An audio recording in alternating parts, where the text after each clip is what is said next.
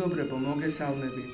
დღეს თეთრკარავში შევიკრიბეთ სკოლის პედაგოგები არ გვეყოლება წამყვანი, რადგან დროისედაც მცირეა და პრობლემები უამრავი. მე დაწყებითის პედაგოგი გახლავარ და ხოლო ჩემს გულის ტკივილზე ვილაპარაკებ. ჩემი გადასაწყვეტი არ არის სამწუხარო, ბავშვს რომელიც სახელმძღვანელოთი შევასწავლოთ ესა თუ ის საგანი. ჩემი მოვალეობა იმ წიგნის სწავლებაა, რაც დამტკიცებულია განათლების სამინისტროს მიერ. მაგრამ გეკითხებით, რა გულით უნდა ავუხსნა გაკვეთილი და შევაყარო პატარებს ის, რაც თავად არ მომწონს და ყოველი ტექსტის მიმართ შინაგანი პროტესტი მაქვს. ძალიან ვთქვით მშობლებს, ბებიებს, ბაბუებს, გადახედეთ იმ წიგნებს, რითაც თქვენი შვილები განათლებას იღებდნენ და დაფიქრდით მოგწონთ, ან თუ მოგწონთ, რა ნიშნით მოგწონთ. იქნებ ჩვენს გავაგებინოთ. თუ წაიკითხავთ, ბევრი ფიქრი არ დაგჭირდებათ იმაზე, რომ თუნდაც პირველი წიგნი, რომლითაც პატარები მშობლიურ ლიტერატურას უნდა ეზიარონ, ახლოსაც ვერ მივა იაკობ გოგებაშვილის დედაენასთან. მაშინ რა ხდება? რატომ ვცვლით? თუ უკეთეს ვერაფერს ვთავაზობთ პატარებს. დაწყებითი სკოლა ხომ საძირკველია, რაზეც მერე უნდა დაშენდეს ყველაფერი. ძალიან გთხოვთ, ყველა მიფიქრეთ ამაზე, ეს მთელი ერისაზრუნავია და იქნებ გამოსავალი ერთად გამოვნახოთ. ნუ დაუსახიჭრებთ ბუნებას პატარებს. მერე ძალიან გვიან იქნება, ხომ გახსოვთ ყველას ჩვენი ბრძენი წინაპრები, რასაც გვეუბნებოდნენ. თუ საძირკველი დანგრეულია, მაშინ კედლების აშენებისთვის ყოველი შრომა დაკარგულია. მოგესალმებით. მე მათემატიკის პედაგოგი გახლავართ და ჩემ შემთხვევაში უფრო რთული იქნება ყველასთვის გასაგებ ენაზე საუბარი იმ პრობლემებზე, რაც ჩემს საგანს უკავშირდება. დაწყებითების გარდა ყველა კლასს ვასწავლი და მინდა გითხრათ, რომ ზოგჯერ თავადაც მიჭირს რაღაცეებში გარკვევა. ჩემი დაკვირვებით და სხვა პედაგოგებთანაც მქონია ამაზე საუბარი, გამიზნულად არის შეტანილი უნდოვანება ბევრ საკითხში. და ახლა ვეცდები ახსნა, თუ რას ემსახურება ეს ყველაფერი. ჯერ ერთი, როცა მოსწავლეს უჭირს გაერკვეს ამოცანის შინაარსში და ვერ ხსნის მას დამოუკიდებლად, რამდენიმე შემთხვევის შემდეგ ის კარგავს თვითრწმენას, რომ მას არ აქვს უნარი დამოუკიდებლად დაძლიოს და შეისწავლოს საგანი. აქედან ჩნდება რეპეტიტორის აყვანის აუცილებლობა. თითქმის ყველა ჩემი მოსწავლე იშვიათი გამონაკლისის გარდა მათემატიკაში ემზადება და მხოლოდ იმისთვის, რომ რეპეტიტორმა გასაგებ ენაზე გადმოუთარგმნოს ის, რაც სახელმძღვანელოში წერია. რატომ? როცა შეიძლება, რომ მარტივად და გასაგებად მივაწოდოთ მოსწავლეებს ეს საგანი და კი არ შევაშინოთ და შევაძულოთ, არამედ გავუადვილოთ სწავლად და შევაყვაროთ. დიდი მადლობა ყურადღებისთვის. მეგობრებო, მე ინგლისურის პედაგოგი ვარ და რაზეც ნამდვილად ვერ დავიწუწუნებ არის ის, რომ ამ თაობამ აქამდე ყველა თაობაზე უკეთ იცის ინგლისური ენა. ეს ეხება ნებისმიერი ასაკის ბავშვებს, სულ პატარებიდან დაწყებული უფროს კლასელები დამთავრებული. მაგრამ რა ხდება? ჩემთვის უდიდესი და გადაუჭრელი პრობლემაა მათი დამოკიდებულება მობილურების მიმართ. ვერანაირად ვერ ვახერხებ მათი ყურადღების ბოლომდე მიპყრობას. განუწყვეტლივ ტელეფონში არიან თავჩარგულები და საერთოდ ამაზე მეტად არც არაფერი აინტერესებთ.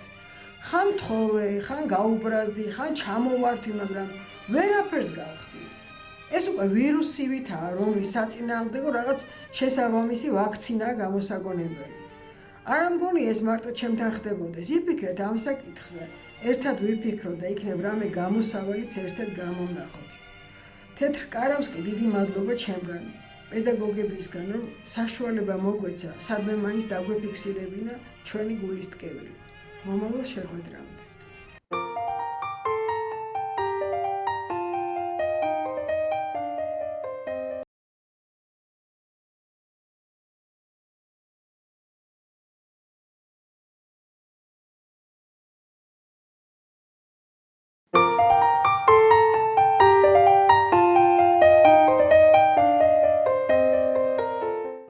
მოგესალმებით ძვირფასო მსმენელებო. მოგესალმებით თეთრი კარავიდან. ძალიან დიდი მოწონება დაიმსახურეს იმ კულინარიულმა რეცეპტებმა, რასაც ჩვენი ერთგული მსმენელები გვიგზავნიან ხმოვანი მესიჯებით. შეგახსენებთ, რომ ეს ქალბატონები როგორც თავად აღნიშნავენ, განსაკუთრებული კულინარიული ნიჭით არ გამოირჩევიან, მაგრამ თითოეული მათგანი გვთავაზობს ისეთ უტყუა რეცეპტს, რაც მათ ოჯახებს წინაპრებისგან გადმოეცათ, ბებიებისგან, დედებისგან და კიდევ უფრო შორეული წინაპრებისგან. და თუ თქვენც ზუსტად დაიცავთ მითითებულ ნორმებს, აუცილებლად მიიღებთ საუკეთესო შედეგს. აბა, მოусმენოთ და კარგად დავიმახსოვროთ. მოგესალმებით ძვირფასებო. მინდა რომ იდეალის ტრადიციული რეცეპტი გაგიზიაროთ. კრემისთვის დაგჭირდებათ დაჭრილი ნიგოზი 1 ჭიქა, დარბილებული კარაქი 200 გრამი, ვანილი და 2 კილა მოხარშული შესქელებული რძე.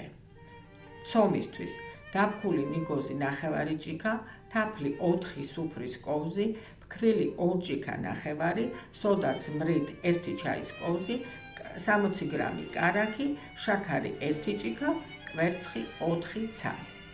ახლა მოგიყვებით მომზადების წესს. კვერცხით და შაქრით ატკვიფეთ გოგლი-მოგლი. დაამატეთ თაფლი, გამდნარი კარაქი, სოდა ძმრით და დადგით ორთქლის აბაზანაზე. თან რამდენიმე წუთით კიდევ თქვიფეთ. მასა გახდება ფუმფულა და თხელი. შეურიეთ ფქვილი და ნიგოზი. ცეცხლი გამორთეთ და ცომი დატოვეთ კვლავ ორთქლზე. საშუალო ზომის ფორმას დააფინეთ პერგამენტის ქაღალდი. გადაიტანეთ ცომის მესამედი და გააბრტყელეთ ფქვილიანი ან სველი ხელით. ცომი როცა თბილია, ადვილი სამუშაოა და კარგად ბრტყელდება. გამოაწყვეთ 180 გრადუსზე რამდენიმე წუთი, სანამ ღია ოქროსფერს მიიღებს. ასევე გაიმეორეთ დანარჩენი ცომითაც. სულ წვება 3 ფირფიტა. კრემისთვის ატკვიფეთ შესქელებული რძე და დარბილებული კარაქი. ჯერ კარაქი ამოიყვანეთ, შემდეგ ნაწილ-ნაწილ შეატკვიფეთ შესქელებული რძე, დაუმატეთ ვანილი, მიღებული კრემი წაუსვით 3-ვე ფირფიტას. მათ შორის გვერდებზეც ფენებს შუა მოაყარეთ ცოტა დაჭრილი ნიგოზი. ასევე ნიგზით დაფარეთ ზემოდან და სურვილის შემთხვევაში გვერდებზეც. ნიგოზი შეგიძლიათ წინასწარ მოხალოთ. დამცხვარი მთელი ღამით გააჩერეთ მაცივარში და მხოლოდ შემდეგ დაჭერეთ. მოგესალმებით მეგობრებო, მინდა რომ ჩემი საყვარელი ვაშლის პეროგის რეცეპტი გაგიზიაროთ. დაგვჭირდება ვანილი, ლიმონი 2 ცალი, ნიგოზი 150 გრამი, ვაშლი 6 ცალი, მარილი 9 ჩაის კოვზი, გამაფხვიერებელი 1 ცალი, კვერცხი 2 ცალი, კარაქი 150 გრამი, შაქარი 200 გრამი, ფქვილი 550 გრამი. მომზადების წესი. ცომისთვის განკუთვნილი ინგრედიენტები მოათავსეთ ჯამში და მოზილეთ ფხვიერი ცომი. კარაქი და კვერცხი უნდა იყოს ოთახის ტემპერატურის. ცომს დააფარეთ ცელოფანი და 30 წუთი მოათავსეთ მაცივარში. კუბებად დაჭრილ ვაშლს დაასხით ლიმონის წვენი, 100 გრამი შაქარი და მოთუშეთ. ვაშლი გამოუშვებს წვენს და იმდენი ხანი უნდა მოთუშოთ, სანამ წვენი არ დაშრება. დაამატეთ ვანილი და როდესაც გაგრილდება, დაამატეთ ნიგოზი. შემდეგ ფორმას გადააკარით საცხობი ქაღალდი, ან წაუსვით კარაქი და გადმოიტანეთ ცომის ნახევარი. გადაანაწილეთ კარგად ფორმაში, ისე რომ გვერდები ამოიწიოს. დაადეთ ვაშლის ნიგვზიანი გულსართი და ზემოდან მოაყარეთ დარჩენილ ცომს. გამოაწყვეთ 180 გრადუსზე 40 წუთი. დიდი მადლობა ყურადღებისთვის. თუ გამოაცხობთ, ძალიან კმაყოფილი დარჩებით. ჩვენი დრო ამოიწურა ძვირფასო მსმენელებო, ერთი კვირით გემშვიდობებით, აბა მომავალ შეხვედრამდე. ისევ ველით თქვენგან საუკეთესო რეცეპტებს.